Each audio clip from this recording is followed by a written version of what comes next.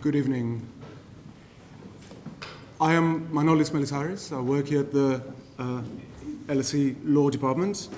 Thank you very much all for being here, and welcome to this celebration of the life and work of Mike Redmayne, our dear colleague and friend and teacher who passed away so prematurely last June. And a particularly warm welcome to Mike's wife, Louise Holstein, who's standing over there. That's because we were not, well, I take full blame for this. I didn't put a chair, I didn't reserve a chair for Louise at the front here. So she will move in a second. Tonight's tribute is, of course, co-hosted by Mike's two academic homes, I suppose, LSE Law and the Modern Law Review. And it was seamlessly organized by Mandy Tinnams, who's now carrying the chair at the back there, to whom I'd like to, extend a very warm thank you on behalf of everyone. Now, we will hear from some of Mike's colleagues, friends, students, and I'll introduce them in the order in which they will speak. I'll introduce them now. In any case, you all know who they all are. Professor Emily Jackson, Professor of Law here at LSE Law, and until recently head of LSE Law, although she might prefer to forget that 3 years stint, I don't know. Professor Andrew Ashworth, Professor Emeritus at the University of Oxford and Vinerian Professor of English Law from 1997 to 2013 at Oxford. And Andrew Ashworth, amongst numerous things, also co-authored with Mike the criminal process published by OUP and still going very strong. Professor Nicola Lacey, LSE Professor of Law, Gender and Social Policy. Julian Ranatanj, who is a recent LSE alumnus, graduated in 2015, in fact, Julian, and is now doing the bar professional training course at BPP University Law School, and is a holder of the Queen Mother Scholarship from Middle Temple. Does that come in bottles of gin? Or is it and an advocacy scholarship from the BPP. Professor Julia Black, who has far too many titles. She's Professor of Law at LSE Law, LSE Pro-Director for Research, but for tonight, she's here with the hat of General Editor of the Modern Law Review on the panel. And Dr. Federico Piccinelli, an Assistant Professor at LSE Law, who taught and researched with Mike, but also climbed mountains and walls with him, which is probably more that can be said about the rest of our speakers, unless there's something I don't really know. Now, at the end, we'll have a presentation that's been put together by Federico with audio clips from Mike's lectures. And after that, you will all have to answer questions on the privilege against self-incrimination. No, that's not true. We're only good the funny bits, or the juicy bits, as Federico put it on the order for today. I hope it's just funny bits and not juicy bits. But before all that, something very important. Two very important things. First of all, I'll just read out an email that we received today, coincidentally, I think it was today, wasn't it, Louise? Received from Louise, that thanks to the donation of Mike's friends and colleagues to the Marie Curie Hospice in Hampstead, the hospice ran for a whole day today on those donations. And this is the certificate that was also up on the wall at the hospice. And it is really quite tremendous, and it is a fantastic tribute to Mike. Now, the second very important thing, you've been enjoying some delicious wine. I have. It's probably showing. Which has been expertly selected by Louise. But there's more than expertise that went into the selection of the wine. The labels are special because they bear a particular connection to Mike. So before our speakers, I'd like to invite Louise to tell us a little more about this. Louise.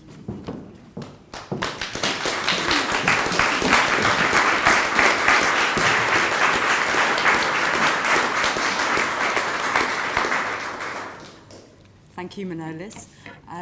It's so wonderful to be here to celebrate Mike's work. It was obviously very important to him, and my work was important to him too, and he was very supportive of that. And that included him drinking lots of wine. Whilst I had to struggle with probability theory and the intricacies of character evidence. But I loved hearing about his work, and I'm really looking forward to hearing the proper speakers. So the first wine, the white wine, is from Tuscany. It's a lovely fresh mineral wine. It's made from the Vermentino grape. I'm not going to test you on this, don't worry. You're not going to get tested later.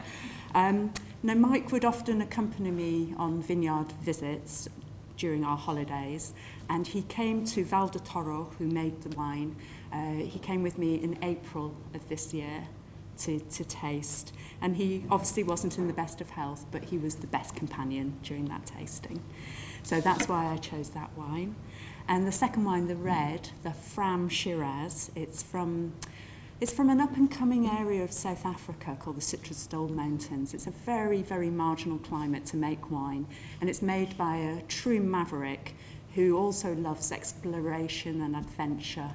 And Mike always loved hearing the story of the wine, and we drank it often with friends. So that's another reason that I chose it. So I did put aside my professional sensibilities, and I went for purely sentimental reasons. But I hope you really enjoy the wine in your glass. Thank you.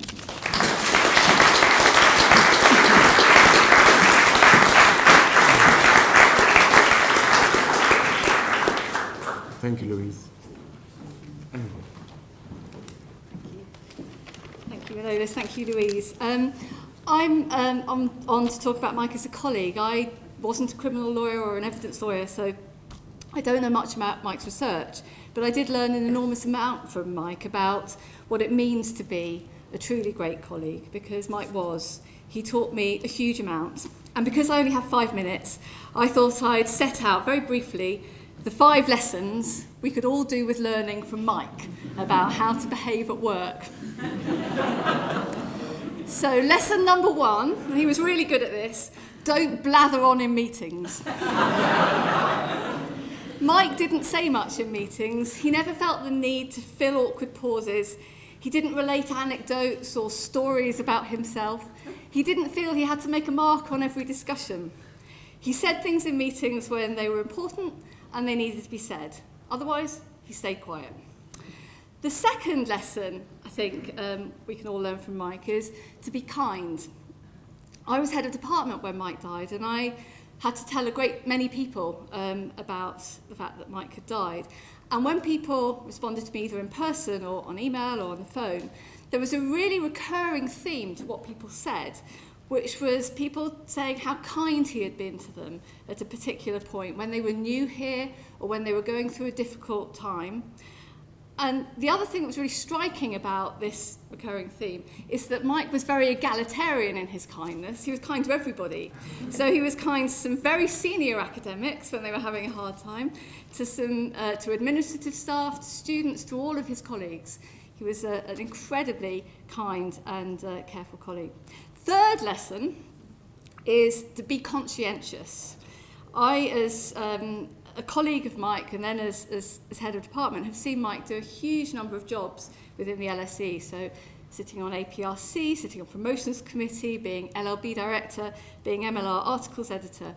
And he took tremendous care over all of them. He was incredibly conscientious, and he took tremendous care over his teaching. I think we'll see some of that in a bit. And one of the things that was particularly touching and heartbreaking in some ways when the cancer was taking up more of his time and more of his energy is how concerned he was about pulling his weight at work. Continuously, he just wanted to talk to me about what he should be doing, and it was astonishing. He was a good citizen to his very, very core. The fourth lesson that I think we all need to learn from Mike is be modest. Mike never blew his own trumpet. He was always self-deprecating. Mike was a star. He really was, but he would never have told you. He was never self-important, and he was never, ever pompous.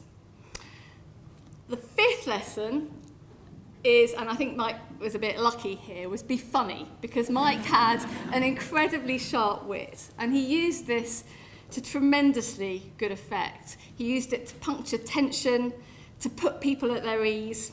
There was one time when Neil and I went to visit Mike when he really wasn't very well at all, and he told us that the worst thing about being seriously ill was the hugging. Now, I'm sure there were many, many worse things that he was dealing with than hugs. But he was shielding us from those awful, awful things and making us laugh because he wasn't a hugger, and he wanted to tell us that. So that's it, really. Very briefly, 5 lessons from Mike. Don't blather on. Be conscientious. Be modest. Be funny if you can. But above all, be kind.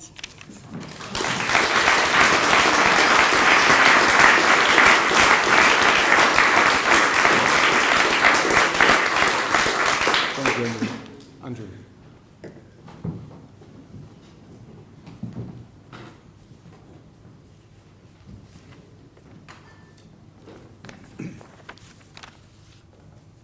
I've been asked to talk about Mike as a co-author. And the story begins round about 2001.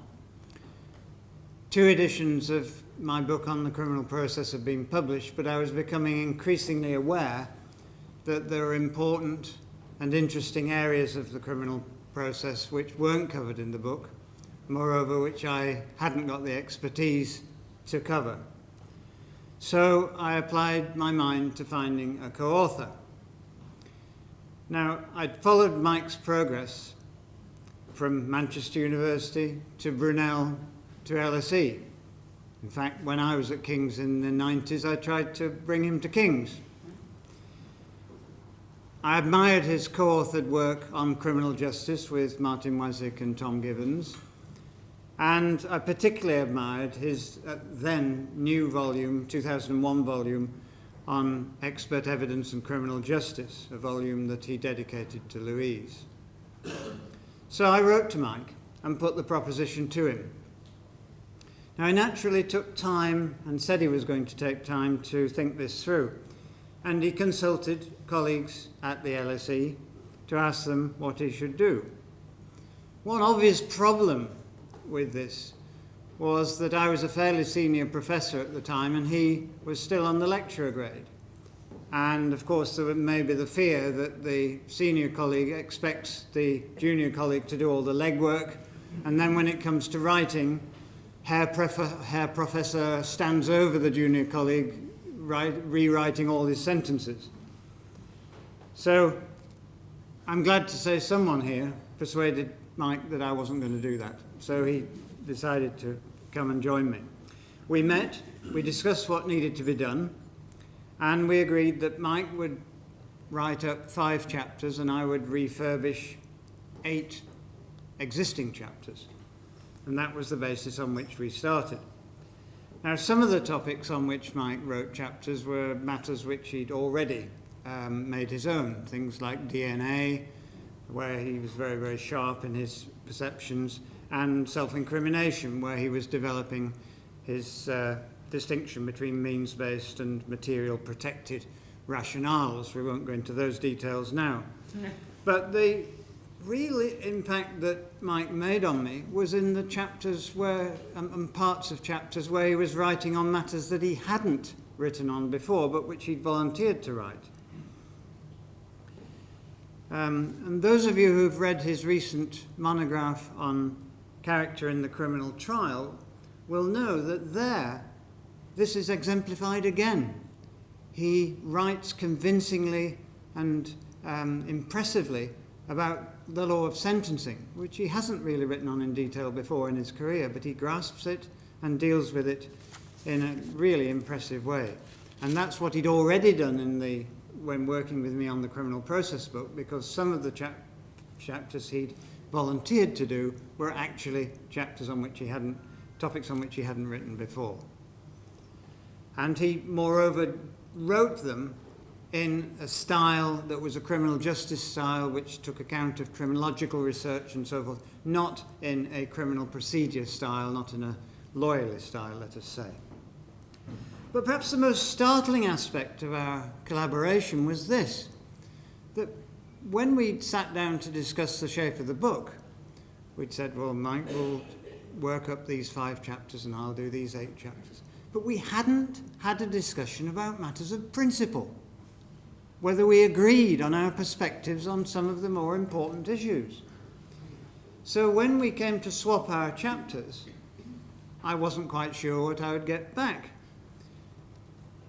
Part of the history to this was that there was a rival book, and there still is a rival book, by Sanders and Young called Criminal Justice. And their first chapter took aim at the first chapter of our book, and our first chapter took aim at the first chapter of their book.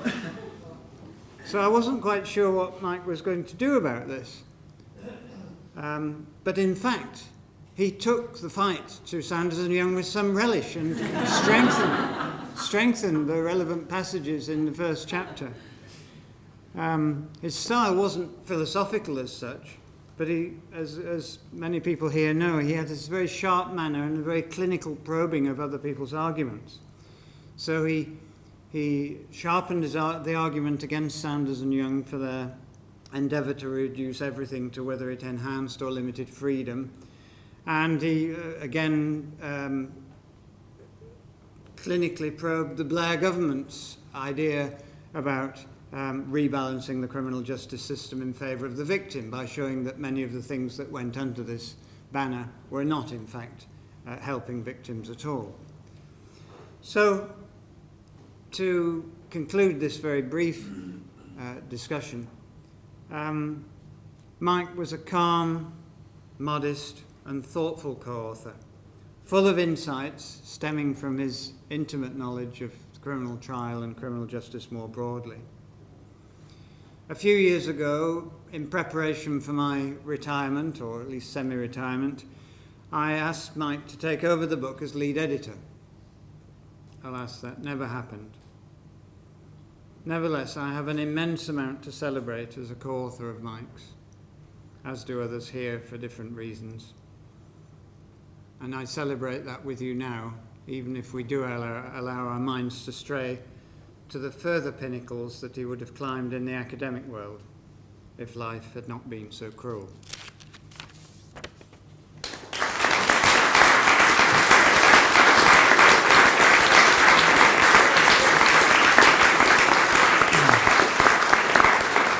Andrew, thank you very much. Nikki.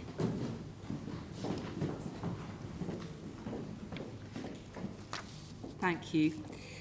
Well, Emily's already spoken about Mike's very, very special qualities as a colleague, and Andrew about his exceptional gifts as a scholar and as a co-author. I'm going to try to complement what they've said by remembering Mike as a fellow criminal justice scholar and as a treasured member of the criminal law team and the Mannheim Centre here at LSE.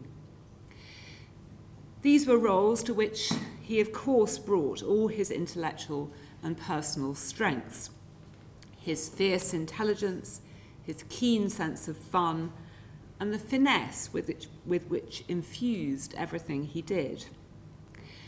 But, and as Emily's already said, this was very characteristic of Mike, he contributed in such a quiet, unshowy way that really only now, as the academic year moves on without him, is the full scale of his loss becoming apparent to us. I can still remember quite clearly Mike at his presentation to the department before his appointment in 1999.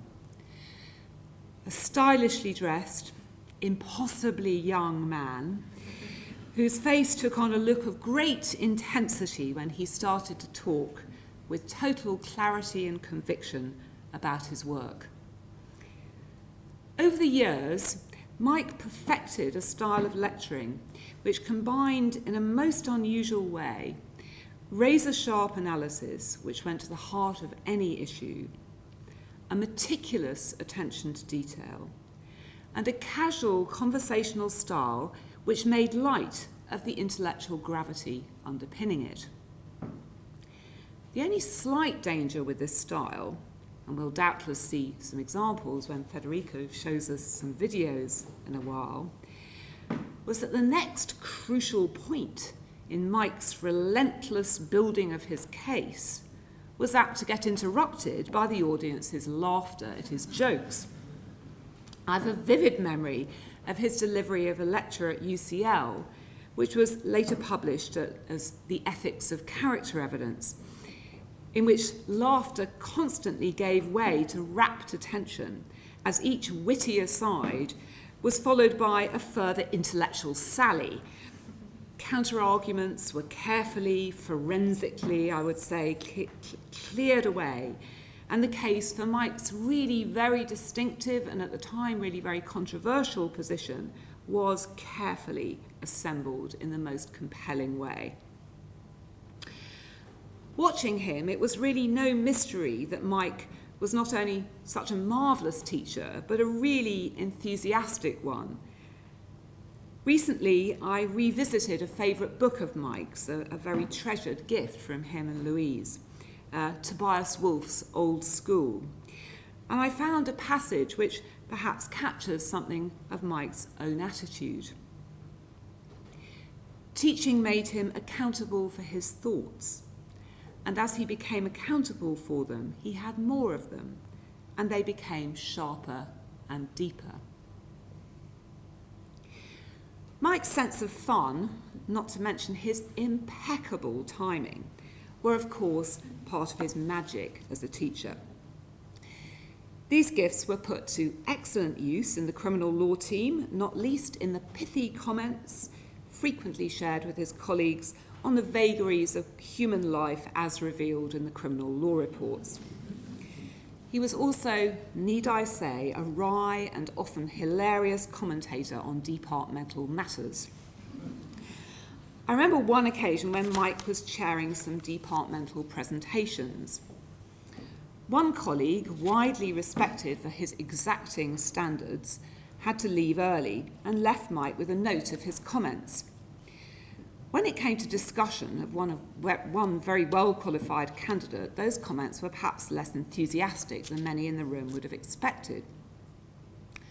Mike read them out and, with his traditional trademark deadpan manner, waited just long enough for a despondent silence to ripen. "So that's pretty good then," he said, to universal delight. On another occasion, I was sent back from an exam paper scrutiny session with strict instructions, let's say they were from Professor Brown, to check out his suggestion that the drug ecstasy, which featured in one of our problem questions, should be spelt with an X. So, of course, I headed next door to Mike, my younger and trendier colleague, who promptly investigated on Google.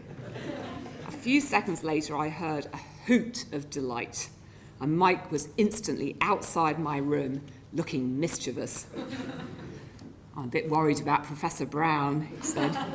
"Search took me to a range of bondage sites."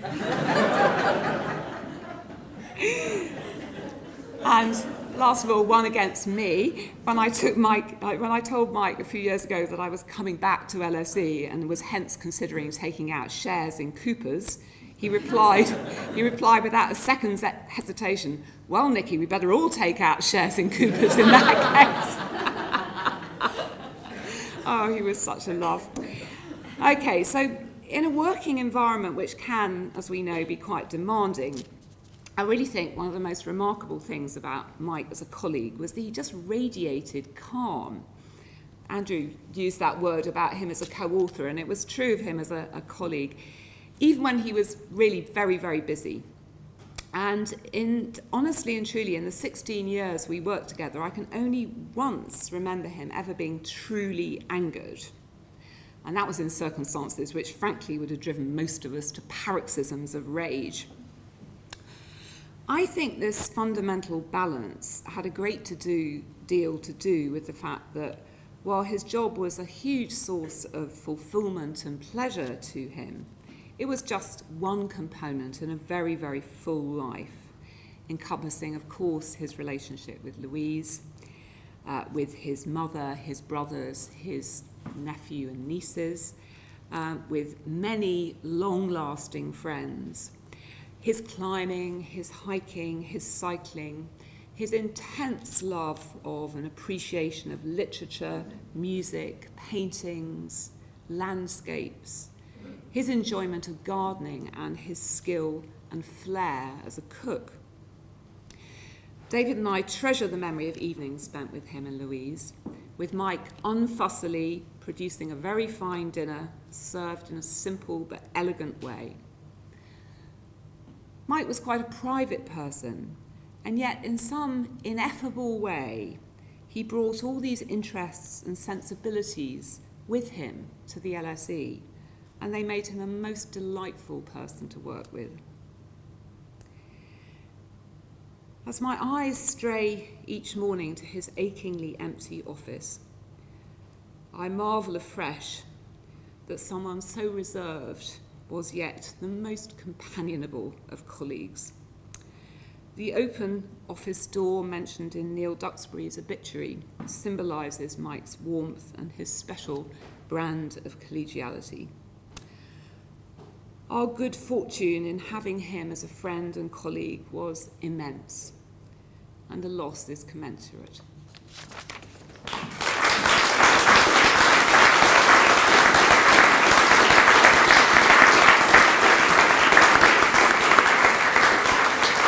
Thank you so much, Gillian.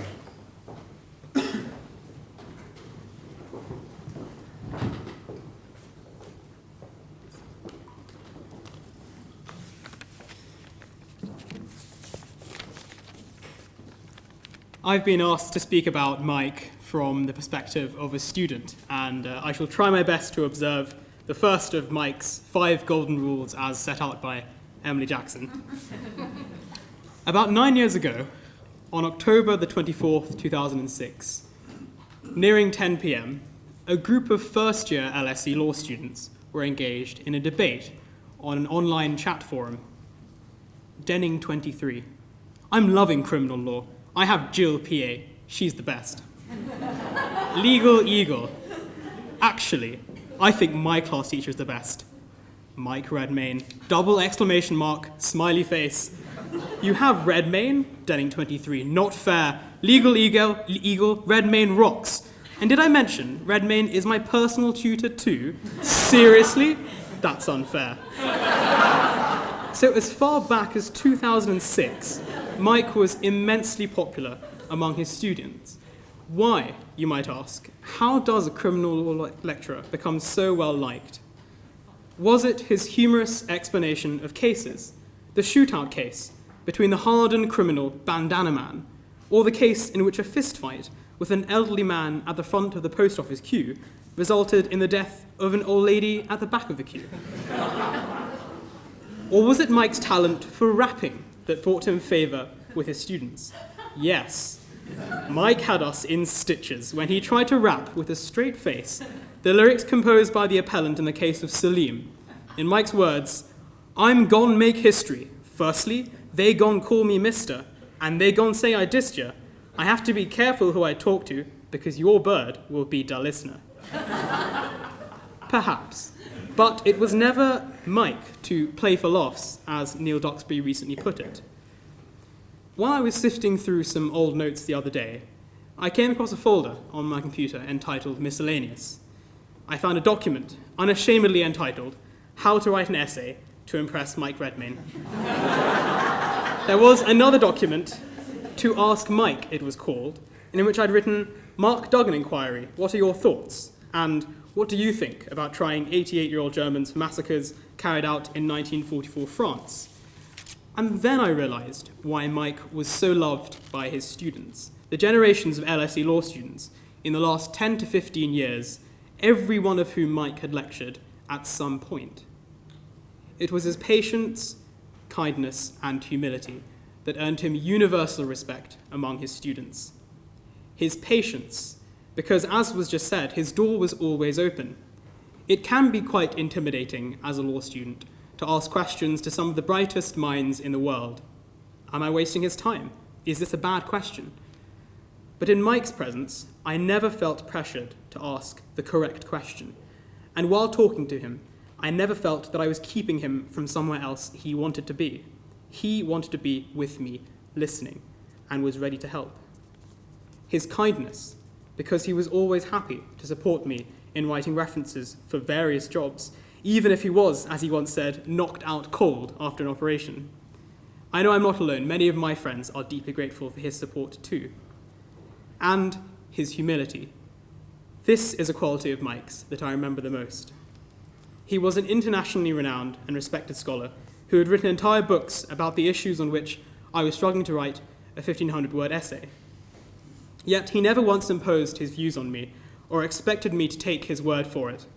Mike always listened to me just as carefully as he listened to the next person. I can picture him now. He'd slide his hands in his pockets, he'd slightly bend down and stare intently at the floor, and then he'd qualify whatever answer he'd give me with the words, "Julian, it's difficult," as if acknowledging that there were very rarely any clear-cut answers to my question and in life generally. I feel very privileged to have been part of one of the past LSE law generations that Mike inspired. His wit and intellect live on in his scholarship, and that his name will be on reading lists across the country will be a source of immense pride for LSE students in the generations to come. Thank you.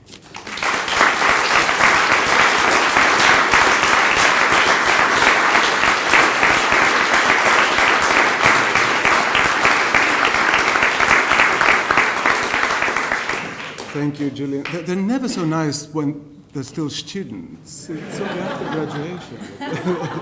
Julia.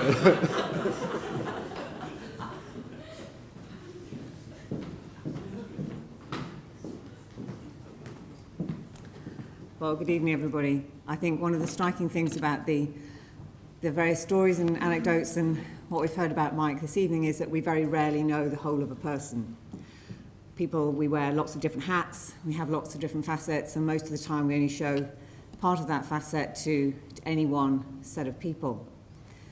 So I'm going to talk about Mike from the perspective of the Modern Law Review. Now, the Modern Law Review is a journal. We run it out of LSE. It's quite a well-respected journal, we like to think. But actually the work that you do as an editor on a journal is actually quite private. So the work you do as a scholar, it's out there, it's published, people know what that is, they can read it, and as you say, as Julian said, it will be on the reading lists for years to come. The work that you do as a teacher, students know that, they rate you. That's a bit scary. But the work that you do as an editor is actually very private. It's between you and the person who's written their big piece that they're really, really hoping is going to get into this journal. And I think what we don't talk about as academics, or we don't really talk about generally, are actually the skills of being a really good editor. And Mike was a fantastic editor. So all the qualities that have been spoken about already, you need to have. So you need to have kindness. You need to have humility. It's not your article. Okay? It's what that person wants to say about it. The fact that they haven't written the article that you wanted to write is beside the point. So you have to have that humility, and you have to have that kindness to actually give criticism, constructive criticism, in a way which isn't going to decimate this person forever. Okay, any of us who know, who publish, who put yourselves out there, it's a big moment at any stage in your career. Doesn't matter whether you're this is your very first article, or this is your 100th article. When you actually send that thing off, right, and you hit send and you go, and then you wait some time, not very long for the Modern Law Review because we're really quick. But then the reviews come back and you go, right, I'm going to open this now and I'm going to look at it sideways. I'm just going to kind of peek at it and then I'm going to close it because and then you think, oh, this is the most marvellous thing we've ever seen, ever. You know, we're going to pay you to put this in the journal. Amazingly enough, you never get those, right? Or at least I haven't, perhaps it's just me. Perhaps you've all had these, and that's just me, gosh. So most of the time it's a yes, but, and sometimes it's an absolutely no way. Okay, and we know that Criticism is felt much more keenly than praise, that you have to tell somebody they're fantastic about 5 times, well, not in academia actually, it tends to be the reverse, but in normal life, you know, criticism is heard much more strongly than praise. And so actually to be an effective editor, you actually have to be able to say, actually, we don't think this is that good, but in a way which means this person's career and confidence isn't absolutely, as I say, crucified for the rest of their professional lives. And Mike could do that because he had that kindness, he had that humility, but he was also intellectually razor sharp. So we've heard about his subject expertise, but one of the things you have to do as an editor of a generalist journal, MLR is a generalist journal, is you have to be able to engage with articles that are outside the range of your expertise. So you take in referees' reports, they're usually contradictory, you have to kind of take a view, take a line, which means that you actually need to be able to recognise really good scholarship, really high quality, convincing argumentation across a range of subject areas where you're not actually a subject expert.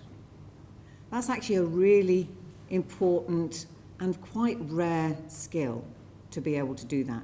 Now, I'm not claiming that I have that skill, I'm not claiming anything about that, but Mike absolutely had that skill. He was a fantastic editor. And as I say, it is a very private, unseen relationship that an editor has with an author. Amazingly enough, authors don't tend to put their editorial reviews up on their websites. They tend to put just the end result of the process and not the very painful steps that it often is along the way. But because Mike had that, as I say, skill, that absolute intellectual razor sharpness, that meticulous standards in terms of quality of analysis, quality of argumentation, and yet was also kind in the way that he would express and phrase comments, revisions, and had that humility to recognise that this wasn't his work, it was somebody else's work. And what you're trying to do is to make that person make the best argument they can make. Not what you can make, but what they can make. So it requires a certain degree of self-effacement and humility, all those qualities which Mike had in absolute spades. So he was a fantastic colleague on the Modern Law Review. He was the most marvellous editor, and most importantly for us, and for me as general editor, because one of my main tasks that I have to do is organise the annual MLR dinner for the committee. And Mike was absolutely my restaurant advisor and my wine buyer. So I'm now bereft, actually, so I'll have to get Louise to come in as an honorary restaurant advisor and wine advisor for our annual editorial MLR dinner. So that's just one very, very small facet of Mike's work, which is probably the least visible to anyone other than those whom he directly interacted. But it is a really important quality and something which I think we need to remember as we sort of build that entire picture of Mike, or semi-entire professional picture that we have of Mike from this evening. Thank you.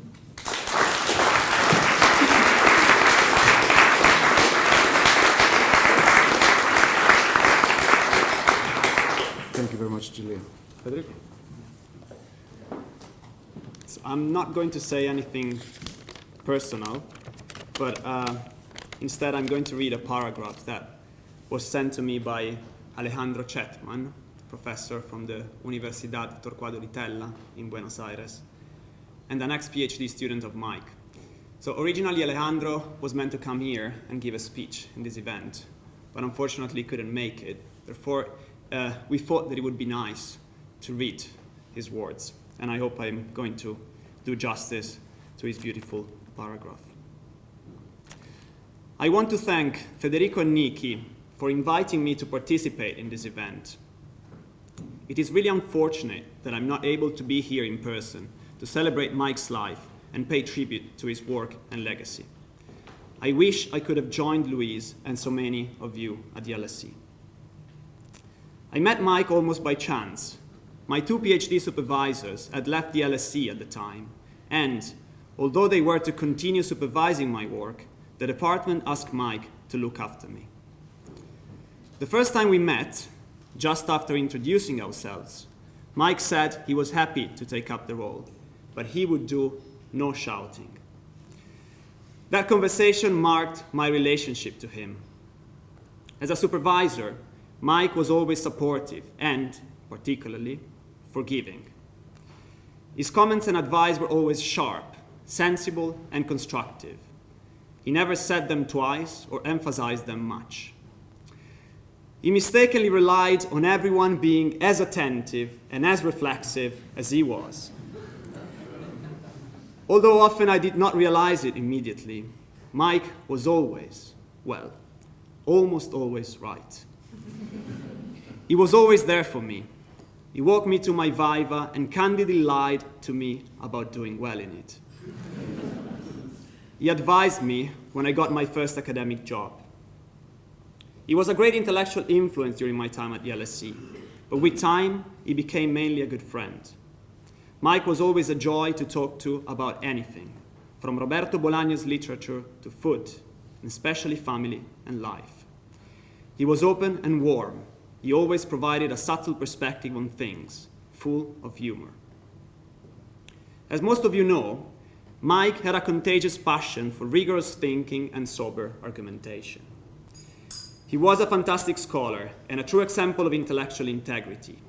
Yet, he always carried an air of unassuming humility, never showing off how much thought he had actually given to some idea or conclusion. He never failed to admit he did not know the answer to a particular question, although it was harder to make him admit he was wrong.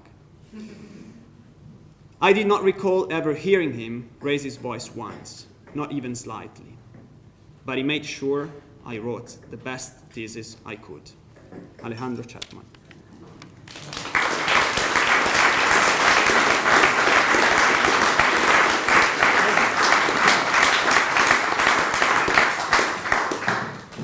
Thank you, Alejandro. And now the juicy bits. Yeah, I'd like to sit there, unfortunately.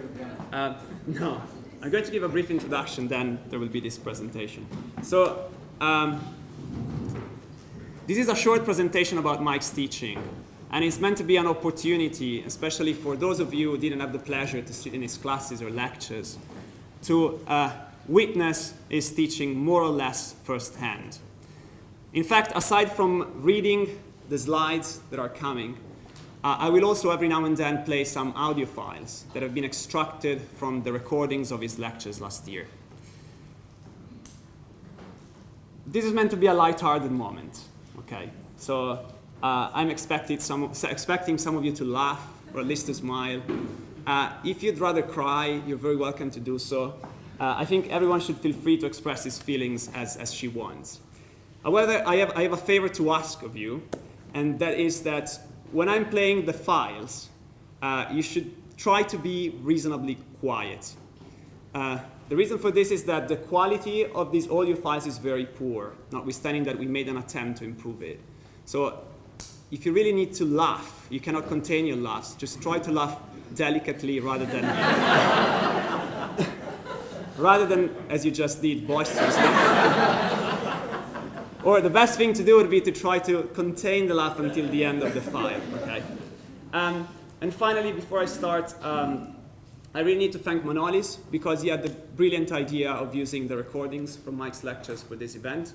And even though he's not here, I must thank my brother Lorenzo because he's the person that helped me to extract the files from the recordings and also to improve their qualities, which is something I would have never been able to do.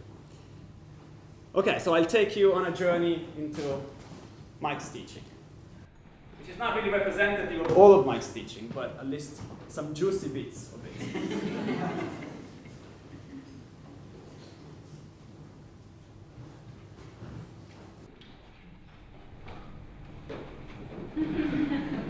Mike the teacher, some juicy bits. A thought experiment. Imagine being a second-year LLB student at LSE. You heard from your friends that Mike Redmayne's course in evidence law is top-notch. You decide to take it. After all, it is about crime, gory evidence, expert witnesses, reasonable doubts, police interrogations, all the cool stuff you normally see and hear on the telly. In the following slides lies what awaits you, and you know that you won't be disappointed. Mike asks a preliminary question to motivate you, but also to make sure that you didn't get the room wrong. Excellent. Okay, so we're all here for some evidence law. Your answer to the question is, of course, yes. Okay. 5 minutes into the introductory lecture, a couple of your fixed stares in disbelief.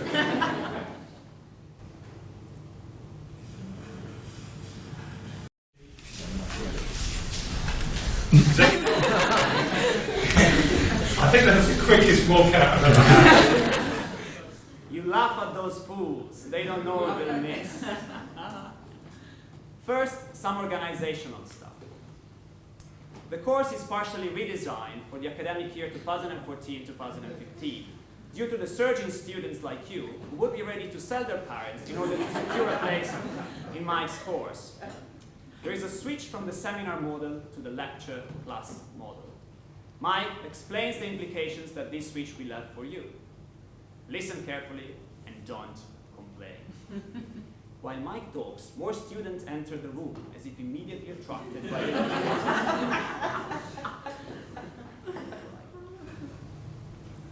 We've not done the lecture class.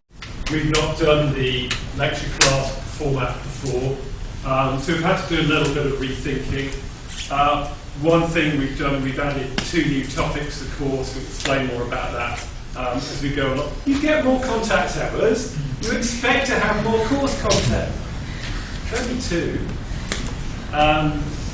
Because the stuff we did in the seminar we thought would be getting a bit thin otherwise. In these lectures, we've got a 2-hour slot. I don't know if we're always going to fill the 2-hour slot. We may go quite short sometimes. We're kind of working out how much material we've got, how many jokes we've got to make it to the 2-hour limit. And we may run out quite quickly. Some weeks, other weeks, we may strain to fit it all into 2 hours.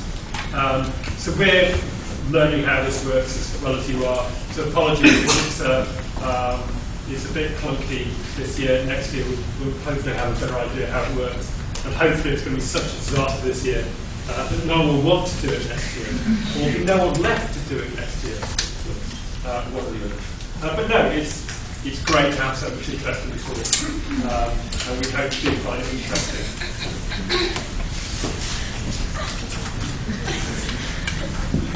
More people.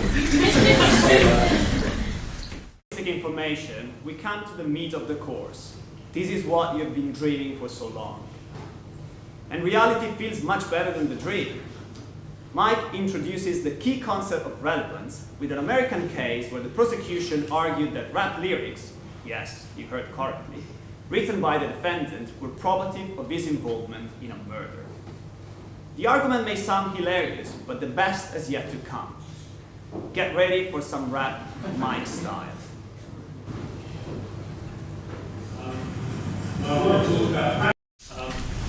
I want to talk about rap music, so I want to make it seem like I'm down with the kids. This isn't poetry. What is?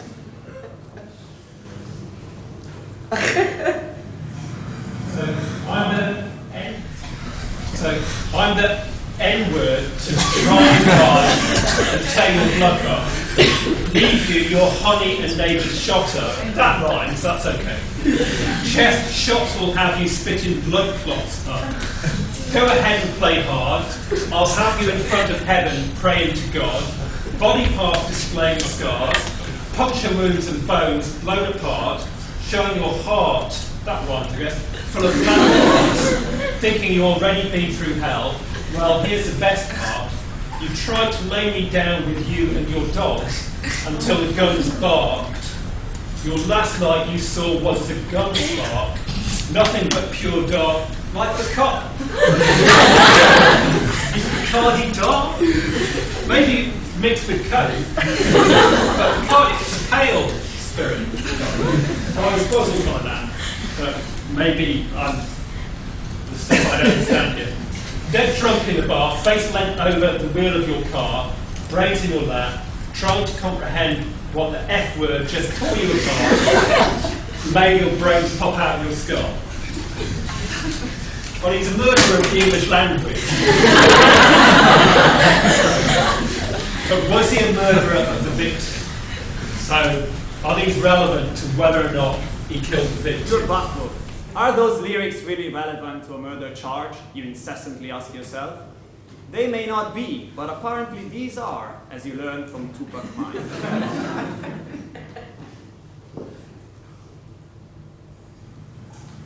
So they give an example of this. An earlier case, Bryant versus State. The state of Indiana sought to introduce the defendant's rap lyrics as proof of intent in his murder trial, much as what was going on in Skinner. The defendant was charged with the murder of his stepmother, who was found in the trunk of the defendant's car. The lyrics penned by the defendant, because the 5-0 won't even know who you are when they pulled "yo ugly ass" out of the trunk of my car, were admitted as proof of motive because of the substantial similarity with the alleged crime. The theory according to which standards of proof should reflect the assessment of the expected utilities of the possible outcomes of a criminal trial. Gosh, it is complex stuff. Your head is spinning fast. Your classmates seem to be grasping everything. You are just too slow to conclude. Mike wants to help you, and he does.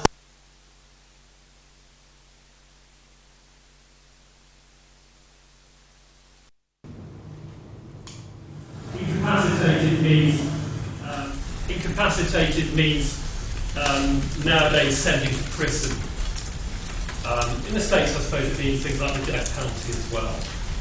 Incapacitation, using punishment to stop people committing crime by preventing them from doing it. So we're not really talking about terrorists here. We're talking about locking people up, killing them. I suppose hacking off people's limbs might be incapacitating as well, but we don't do that here.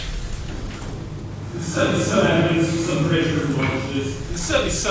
from some British criminal officers who claim that incapacitation doesn't work, because it simply delays reoffending. But I think even they would say if you send someone to prison for a very long time, you send someone to prison for 20 years, probably by the time they get out, and certainly if we talk about violent crimes, people with Zimmer frames, it's fairly hard to beat other people up. The older people are, the less physically able they are, and perhaps so the less likely to commit violent crime. Becoming unable to beat people up due to aging in prison? Are you sure you heard correctly? Is your brain playing another trick? Or is it just Mike's dry humor? After painstaking thinking, you conclude that choosing a standard of proof based on the consideration of the possible consequences of criminal trials is perfectly reasonable. You learn that you are called a consequentialist. You also learn that being a consequentialist implies that you accept that people are killed so that their organs can be harvested and used to save other people. You might think that when I go to hospital next week, it'd be a good idea if the doctors killed me and harvested my organs to give to other people. Because by taking one life, they might be able to save or improve several other lives. I've got 2 kidneys, a liver, a heart, a couple of eyes, which could all be transplanted to other people. And my heart, my kidneys might save lives, my eyes might drastically improve other people's lives. So one life could maybe save 3 other lives and improve the quality of a few more lives, improve the quality of your lives as well, no more evidence lectures. Wouldn't that be a sensible thing to do? Just look at utility, just look at the numbers. I think, hey, yeah, that's a really good idea. Let's go randomly killing people, harvesting their organs and redistributing them. Deeply confused. But one thing is clear in your mind. No matter what your beloved teacher says, you don't want him to be a victim of the very theory that you praised just 2 minutes ago. The topic changes again. Mike now speaks about the privilege against self-incrimination. He mentions a case of speeding, he confesses that he's a criminal, and he gives you some tips on how to answer police questions when you're caught by a criminal.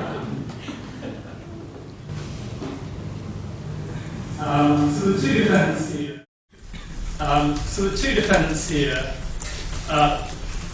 both had their vehicles caught on camera driving through speed cameras. And under the Road Traffic Act, if your car goes through a speed camera, I know from painful personal experience, you get a letter in the post saying, who was driving your car on that date? And you could say something else too drunk to remember, but that's probably not it. You're 20, after all, and it is about time to get a license. And you dream of a holiday on the road with that handsome or pretty classmate sitting a few rows ahead. The topic is still the privilege against self-incrimination, in particular, police questioning. Mike gives you a very realistic demonstration of a sophisticated sobriety test apparently popular in the United States. Non-testimonial material usually isn't covered by the privilege. So if the defendant is made to speak for personal voice identification, to write for handwriting identification, the example we looked at, to speak for sobriety testing, so give me your name and date of birth, and if you go, you drunk, sort of thing. That's very sophisticated sobriety testing.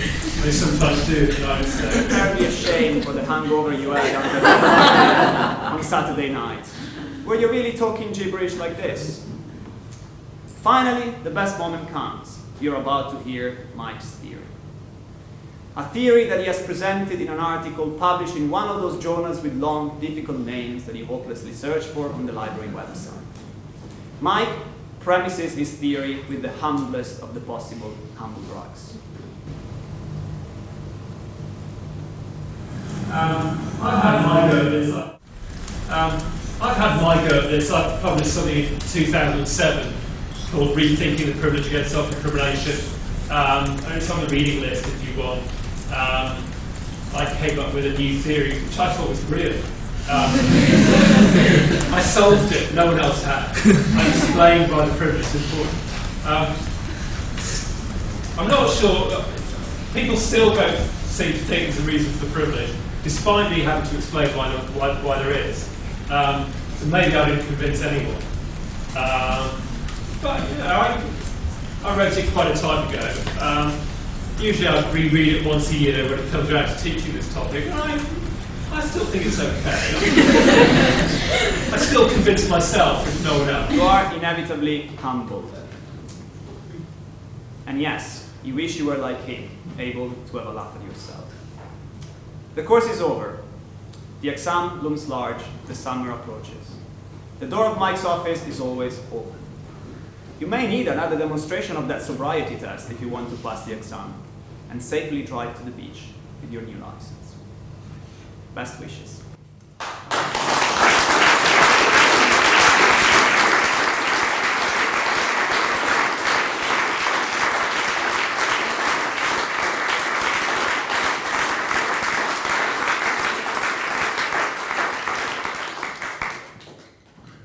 Federico, thank you. First, let me thank LSE Law, Modern Law Review for hosting this event, Mandy for organizing it,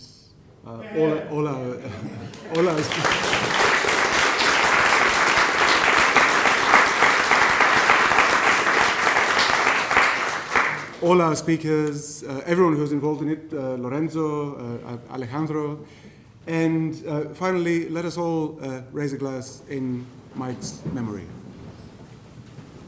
Mike.